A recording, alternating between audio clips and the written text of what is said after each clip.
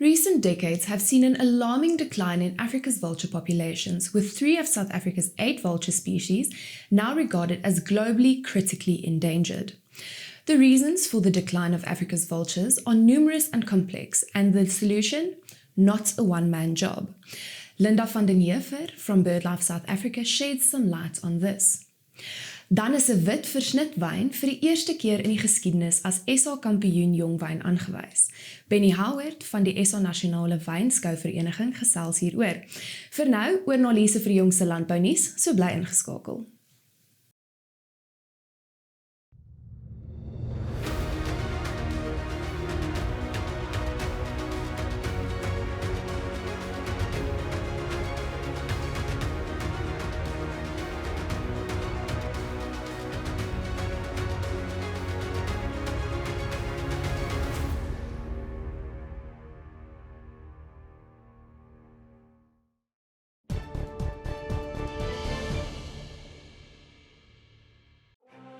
Elanco, we are driven by our vision of food and companionship, enriching life. In vandag se nuus, beide die 4de en 5de wolveilings van hierdie seisoen het van dese week plaasgevind. Die Cape Wool's Merino aanwyser het met 1,5% gedaal. Die aanwyser het teen 'n skoonprys van R162,43 per kilogram gesluit. Die grootste daling van 3,5% was in die 22 mikron segment. 'n Totaal van 5,559 bale is te koop aangebied tydens die laaste veiling, wat op 15 September plaasgevind het. Dit verteenwoordig 'n 94,6% verkoopsyfer. Heinrich Victor van OVK vertel ons nou meer.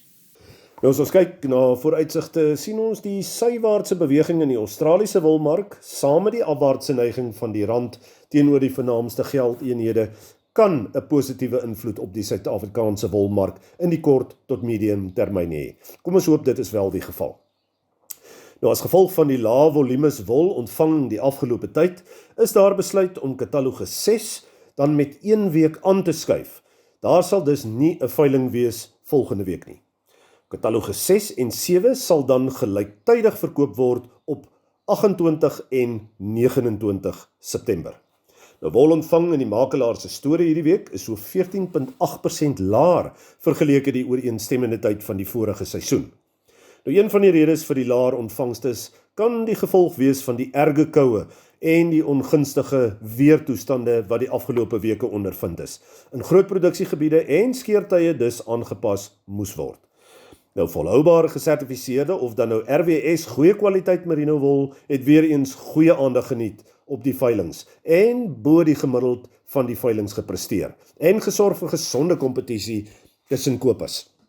En het ook dan bykans 45% van die week se aanbiedings uitgemaak. Ons nooi weer eens produsente uit om gerus te skakel met u makelaar om u by te staan in die sertifiseringsproses. Dit is definitief 'n neiging wat gekom het om te bly.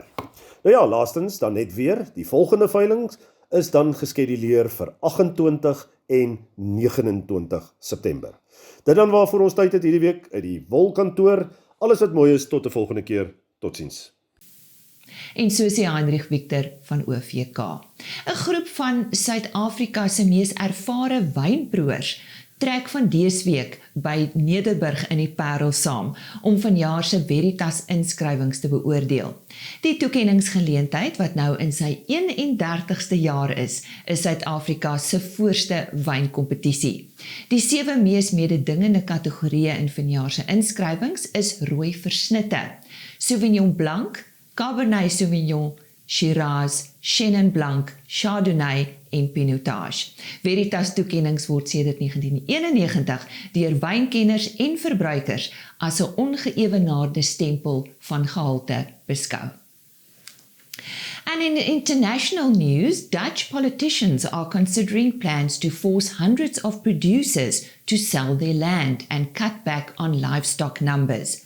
This is an effort to reduce damaging ammonia pollution. In 2019, the highest Dutch administrative court found that the government was transgressing European Union law by not doing enough to reduce excess nitrogen in vulnerable natural areas.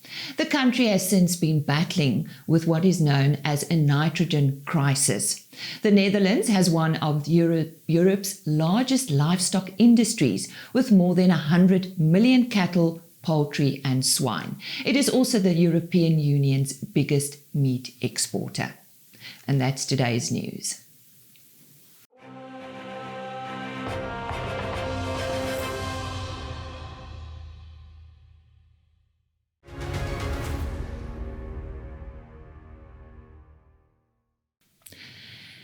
Situated near the town of Valwater in Limpopo, the 48,000-hectare Lapalala Wilderness recently became the first vulture-safe zone in the Waterberg. The implementation of the vulture-safe zone is an innovative kind of stewardship, whereby private landowners in regions encompassing key vulture habitat agree to manage their properties in ways that are safe for vultures. Joining me now in studio is Linda van den Heever from BirdLife South Africa. Linda, lovely to have you here for the first time in this studio. Yes, I think so. Yes, absolutely. Great to be here. Thank you for having me. Why are vultures endangered? They are so endangered. In fact, it's difficult to imagine a group of birds that are more threatened by all sorts of anthropogenic threats at the moment. And the reason for that is because of their habit of eating dead things. And that just predisposes them to all sorts of risks, particularly poison. And poison at the moment are just hammering vultures. And they, at 61% of all mortalities are attributed to poison. And that can either happen because farmers are putting out poison to kill problem animals, such as jackal or caracal, because they are catching their livestock. Or it's just purely because poachers are deliberately targeting vultures, because a circling kettle of vultures can give away the position of a poached animal, and they don't want that. So they then lace the carcasses with poison, and they can kill hundreds of vultures at a time. But it's not just the poison. There's all sorts of other things. They ingest fragments of ammunition when they eat carcasses that have been shot with ammunition. They flow into electricity infrastructure. They're being electrocuted by electricity infrastructure. They drown in farm dams. It is just a whole range of threats, and they are really up against it. But why should we look after our vultures? It is so important because I think, people look at vultures and all they see is an ugly thing, a smelly thing. And it's true, they're not the best looking of animals, and they do smell, I know from personal experience. But they do the things that you and I would not even think about doing. They eat carcasses that are decomposing, carcasses that can just become a well of all sorts of bacteria that can spread disease. And also what happens is, and the studies have shown this, is in areas where there are less vultures, mammalian scavengers increase, like feral dogs and hyenas and jackal. And that creates the circumstances for the spread of viral diseases such as rabies and canine distemper. So vultures really should deserve our respect, and they deserve our protection. What are the challenges facing conservation?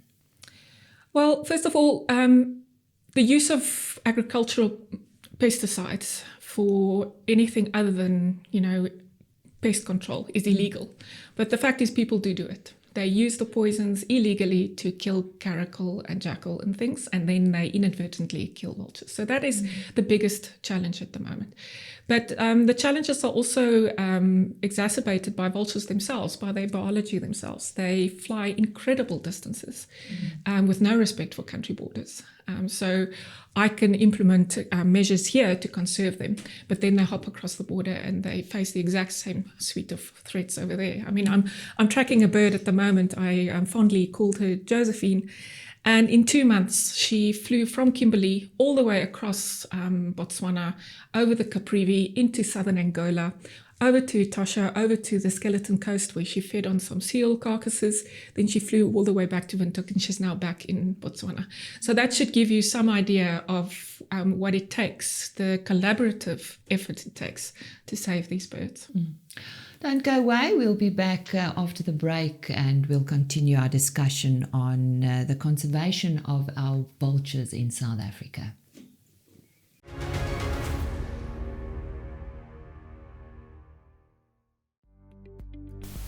Goeiemôre kykers. In die kommuniteitsmarkverslag kan gesien word dat beespryse in week 36 van die jaar effens duurder is. A2 prys 0.2% op, terwyl die C2 karkasprys 0.6% hoër is. Speen kalfprys het ook met 1.5% gestyg. Skaap en lamvleis aanbetref het A2 lamkarkasse egter met 3.4% in prys gedaal, terwyl die C2 karkasse 4.8% goedkoper was en die speenlamprys ook 0.4% af is. Varkvleis is ook met 0.2% goedkoper. Hierdie week was daar 2 wolveilings gewees, alhoewel die eerste veiling goed gedoen het teenoor die vorige veiling, het die tweede veiling egter met 2.8% verswak teenoor die eerste veiling, terwyl daar geen bolkarveilings was nie.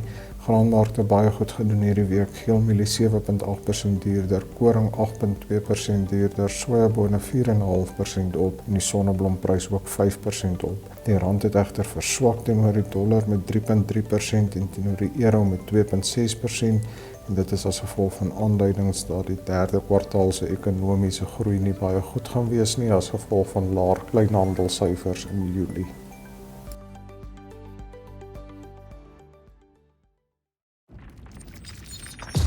Die groot ding van tye is dat dit ons wys waarvan ons gemaak is. Of ons murg in ons pype het, of ons sterk genoeg is, of ons genoeg omgee. Daar gaan altyd tye wees. Maar die groot ding van tye is dat dit ons net tyer maak. Ons stel bekend die selfs nog tyer Hilux reeks en die splinternuwe Hilux Legend.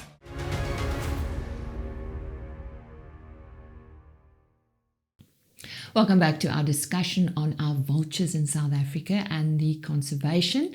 And as we said previously, we have Linda van der Heever from BirdLife SA in studio today. Talking about the vulture safe zones, Linda, what does this involve? Well, as you said in your introduction, it's basically a form of stewardship. And what we do is we approach owners of large stretches of land, especially in areas that are key for vulture distribution. And we come with them and we say, this is what you need to do in order to manage your property in a way that is safe for vultures. And that encompasses all sorts of things, like shooting with lead-free ammunition, putting structures in place in your dams to make sure that vultures, if they do fall in, they can escape, mitigating the effects of electricity infrastructure, and also sending some staff members for poison response training so that when there are incidents of poisoning on the property, the staff members will know what to do and we can minimize with the damage. We can't ever completely remove the threat of poisoning, but we can at least make sure that the staff members who work on these reserves have the necessary skill sets to know what to do in order to make sure that the least possible number of animals die in these incidents. Now, in my introduction, I referred to Lapalala wilderness. What makes this area so special? So Lapalala is literally, they live up to their name. It's a 48,000 hectare stretch of wilderness in the Waterberg. There's been minimal infrastructure built on the property. It is just phenomenal. What makes it special from a vulture safe zone perspective is that it is located near some very important Cape vulture breeding colonies in the Waterberg. And they are planning on putting out, starting to build a vulture restaurant on the property. And it is just incredible because from all the vulture safe zones that I've implemented so far, they must be the most pristine. They wanted to be absolutely the flagship, and they actually removed every single last piece of electricity infrastructure on their property. They've gone completely off-grid, solar powered. So from that perspective, they really have set the gold standard. What also makes Lapalala special, is we call it vulture safe zones, But it doesn't really only impact vultures, it impacts other species that are threatened by the same things. And for the last couple of years, BirdLife South Africa has been keeping an eye on the blackstalk population in South Africa, die groot swart ooievaar, so-called in Afrikaans. And we've been concerned that since the 1980s, the breeding population has declined substantially. And we were overjoyed to hear this year that the blackstalk are actually breeding on Lapalala as well. And so these suite of management practices will benefit those species as well. You refer to other areas as well. So you've got other safe zones. We do. Yeah, where? Yes. Our first project was at Tswalu Kalahari Reserve in the Northern Cape. Massive vulture safe zone. They were the first vulture safe zone in South Africa. And it's there in the Kalahari Dunes. And again, this year I went back for my first visit since I did the original assessment. And I was very pleased to discover that we now have whiteback vultures breeding there. And they are critically endangered. So that was phenomenal news. We've got a big project in Zululand called the Zululand Vulture Safe Zone. It's over 200,000 hectares. And there we pulled off the feat of getting 14 landowners, different landowners, to agree to work on this project. Poisoning is an especially big threat in Zululand. So getting those landowners to communicate about this was very important. And then at the moment, I also have two very big projects in Mozambique, which will add more than 600,000 hectares to the vulture safe zone estate in Southern Africa. So the project is snowballing, and we've got other projects in the Waterberg that are kicking off now. So it's really going places. Linda, I know that some of our farmers have come to the party. I know they take this up very seriously. But what can I and the general viewer do to contribute to conservation? I think in terms of the general viewer, I think we must stop stigmatizing vultures. I think vultures come to represent everything that is bad in human nature. If I call you a vulture, it's not a compliment. No. And I think that needs to change because it stigmatizes, much like sharks, it stigmatizes the animals. But the rest of my message is actually aimed at the farmers because, that's where we can really make a difference. And I urge farmers to please, if they do have problems with their caracal or their jackal, that they do not put out poison because the repercussions do not stop with the jackal that is killed. It just carries on all through the food chain. And then also for those of our viewers that are hunters or who use lead ammunition for game management purposes, please consider using lead-free alternatives instead, because the effect of that bullet does not end with you shooting that animal. That bullet will stay in the environment in perpetuity and will just keep on poisoning whatever animal ingests it in the long run. Linda, thank you. And well done with your good work and good luck with your future endeavors. Thank you. Lots of work to do. Thanks for having me. Of course. There we have it. A very friendly warning. So come to the party and conserve our vultures in South Africa. They've got a good job to do.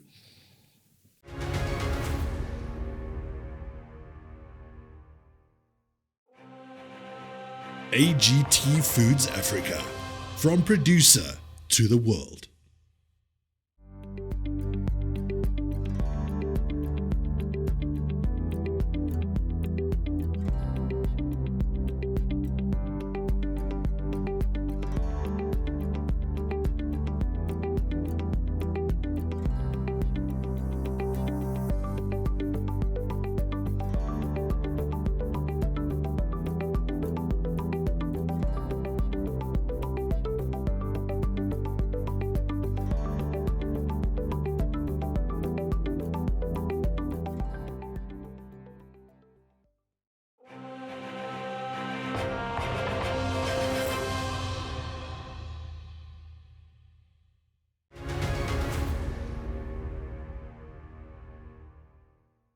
Die Suid-Afrikaanse Nasionale Wynskouvereniging in samewerking met Agri Expo het op 30 Augustus die SA Kampioen Jongwyn van 2021 aangekondig. Dis die eerste keer in die bestaan van hierdie 189-jarige kompetisie dat 'n wit versnitwyn die top toekenning losgeslaan het. Ek gesels nou met Bennie Howard hieroor. Bennie, verduidelik net eers vir ons, wat is 'n jongwyn? Dankie vir die geleentheid om saam met julle te kuier. Jongwyn is inderdaad wat die naam sê, dit is 'n wyn wat jonk is. So in terme van die Suid-Afrikaanse jongwynskou is dit dan nou die wyn wat in hierdie oesjaar, naamlik 2021 gemaak is. Nou, dis die oudste kompetisie van sy soort ter wêreld. Net kortliks so 'n paar interessante feite oor hierdie kompetisie. Ja, dis 'n wonderlike geleentheid om by so 'n skou betrokke te wees. Ek dink Suid-Afrika is bevoorreg dat ons spog met die oudste wynskou in die wêreld. Dit dateer terug na 1833, toe die eerste wynskou gehou is in die tuine daar langs die parlement, wat destyds natuurlik die tuine van die kompanjie was. En dit is al die jare aangebied deur die landbougenootskap van die Kaap die Goeie Hoop, wat later Agri Expo geword het. En hulle het die wynbedryf die geleentheid gegee om dit by hulle oor te neem 'n hele klomp jare gelede al, en ons doen dit dus in samewerking met hulle. En ons rol is om die hele proses te bestuur van die inskrywings, die beoordeling en die bekendmaking van die resultate. Terselfdertyd moet ek sê dat Agri Expo ons as organiseerder met 'n besonder indrukwekkende versameling van goue en silwer trofees toevertrou het, wat jaarliks natuurlik oorhandig word aan al die nasionale wenners. Daar is 17 van hulle, en dan is daar die 2 hooftrofees wat aangebied word. Hoeveel inskrywings is vanjaar ontvang? Ons is baie gelukkig dat ons meer inskrywings gekry het as verlede jaar. Natuurlik met COVID verlede jaar was alles bymekaar. So ons het net so oor die 1160 inskrywings gehad vanuit al die streke van die wynbedryf. Natuurlik het die skou al by oor die 2000 gedraai, maar dit is nou maar die tye waarin ons lewe dat daar minder inskrywings by wynskoue is. En hoe is die wyne beoordeel, Bennie? Dis 'n interessante storie, want wat maak jy nou as daar so baie wyne is en jy het net 'n sekere aantal panele wat dit moet beoordeel. So ons werk met 13 panele. Daar is 3 beoordelaars op elke paneel. En weer eens het COVID maar sy ingrepe gehad, want normaalweg is die panele 7 beoordelaars met 'n beoordelaar wat ons 'n leerling beoordelaar noem wat deelneem. Maar as gevolg van al die verskillende protokols kan ons eintlik net met 3 beoordelaars werk. Die hele lokaal op Nederburg word ontsmet, as ek dit so kan sê, deur 'n osoonbehandeling wat ons kry van tarowyne, en dit maak dat alles gesteriliseer is in daai saal. Die glase, die bottels, die tafels, die penne, maak nie saak wat nie. En die beoordelaars kom sit dus in 'n absolute kiemvry omgewing om te beoordeel. Oor 4 dae beoordeel ons dan al die verskillende klasse, en daar is expert panele vir elke klas, Sauvignon Blanc, Chardonnay, Cabernet Sauvignon, Pinotage, wat ook al die geval mag wees. En dan op die laaste dag sit ons die 17 kampioenwyne dan op 'n tafel neer, en dan kry ons 'n ander paneel wat dan daaruit die wenner van daardie 17 panele of 17 trofees dan uiteindelik gaan beoordeel. En dis ons by die wyn van die jaar of die jong wyn van die jaar. Daar was natuurlik baie wenners gewees, maar kom ons gesels oor Batsberg en hulle wit versnit. Ja, ons moet vir hulle baie geluk sê. Hulle wen die Generaal Smits trofee, waaroor ek nou iets gaan sê. Dit is die groot kampioen trofee. En dis die eerste keer in die geskiedenis van die trofee se toekenning, en dit is nou al 70 jaar gelede wat dit begin het, wat 'n wit versnitwyn en daarbey ook 'n gehoute een dan nou wegstap met die laure. Batsberg is natuurlik nie 'n vreemdeling as dit kom by die wen van die Generaal Smits trofee nie. Hulle het dit al 4 keer van tevore gewen. Verlede jaar toevallig met 'n Ruby Cabernet, dan het hulle met 'n gehoute Pinotage gewen in 2016 en 'n natuurlike soetwit wyn in 2009. Die Generaal Smits trofee is vanjaar die 70ste keer toegeken. Wat maak hierdie trofee so spesiaal? Ek dink dit is seker die beker wat die belangrikste beker vir enige wynmaker is om te wen in Suid-Afrika. Nie net is dit 'n imposante beker nie, hy staan omtrent meer as 'n halwe meter hoog, maar dit is die beker wat gewen word deur die wenwyn van daardie betrokke jaar. Dit is 'n uitsoekbeker, dit is 'n beker wat iets sê van die uitnemendheid van ons Suid-Afrikaanse wyn. En die feit dat dit al soveel jare toegeken is, maak dit 'n baie unieke en 'n gesogte beker. Dit is deur die familie van generaal Smits aan die wynbedryf geskenk om toe te ken aan die beste wyn van Suid-Afrika elke jaar. Die ander trofee is ook die Pietman Hugo trofee. Waarvoor is dit? Dit word toegeken aan die kelder wat die beste punte behaal het met 5 van hulle inskrywings. So dit is ook 'n baie moeilike beker om te wen, want in die eerste plek moet mense klomp wyne inskrywe en dan moet 'n klomp van jou wyne natuurlik ook hoë punte behaal. En die trofee is verjaar deur Spierwyne gewen, ook een van ons gereelde deelnemers aan die Suid-Afrikaanse Nasionale Jongwyn.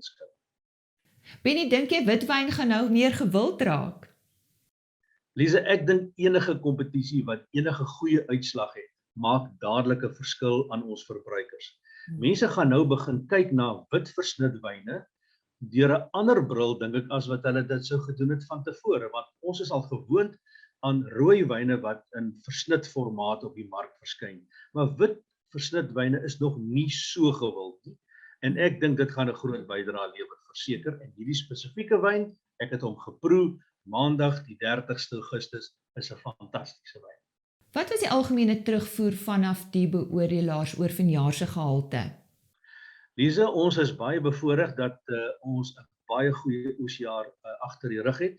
Dit was 'n koel oesjaar, dit het laat begin en dit het lank aangehou, maar dit het alles bygedra tot 'n uitstekende oesjaar. As ek net deur al die verslae van die beoordelaars blaai, dan kry ek woorde soos uitstekend, baie goed, vrugtevol, mooi balans. En dis presies wat ons wil hê van jongwyne, want dit is die basis wat gelê word vir die toekoms van hierdie wyne. Ek dink verbruikers kan uitsien na fantastiese wyne uit 2021. En dan Bennie, om jou af te sluit, ek vra gewoonlik vir 'n wynmaker, wat is hulle gunsteling wyn? So mag ek vir jou ook vra? Ja, jy kan, maar die antwoord is baie moeilik. As 'n mens vir meer as 40 jaar in die bedryf is, dan het jy, soos ek dink baie ander wynmakers, ek sal sê, 'n verskeidenheid wyne waarvan 'n mens hou. Ek is een van die gelukkige mense wat regtig waarvan al ons wyne wat ons in ons land produseer hou. Maar ek dink as 'n mens moet na gunstelinge gaan soek, 'n fantastiese vonkelwyn, 'n goeie kap klassiek is briljant, en dan is ek baie lief vir 'n goeie Chardonnay, 'n goeie Sauvignon Blanc en 'n goeie Chenin Blanc, en as dit by die rooies kom, 'n verouderde wyn, so 10 jaar en ouer, maak nie saak van watter kultivar of versnit nie, is darm bobaas. En so sê Bennie Howard, hy is ondervoorsitter van die Nasionale Wynskouvereniging.